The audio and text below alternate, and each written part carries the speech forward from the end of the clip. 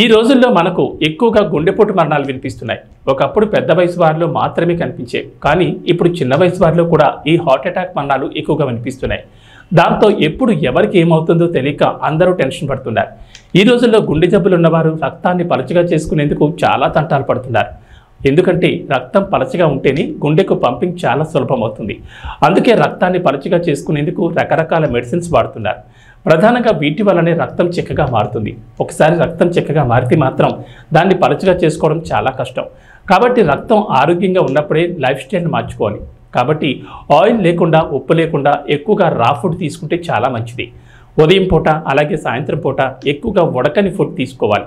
ఒక మధ్యాహ్న సమయంలో మాత్రమే ఉడికిన ఫుడ్ తింటే బెటర్. అంతేకాకుండా అందులో ఉప్పు లేకుండా చూసుకోవాలి. ఒకవేళ వేసుకున్నా కూడా మోతాదు కంటే తక్కువ వేసుకుంటేనే బెటర్. ఇక బయట ఫుడ్స్ పూర్తిగా మానేయాలి. ప్రాసెస్ చేసిన ఫుడ్స్, ఆయిల్ ఎక్కువగా ఉండేవి అస్సలు తినొద్దు. ఇలా ఫాలో అయితే నెల 2 నెలల తర్వాత మెడిసిన్ మానేసినా ఇబ్బంది ఉండదు.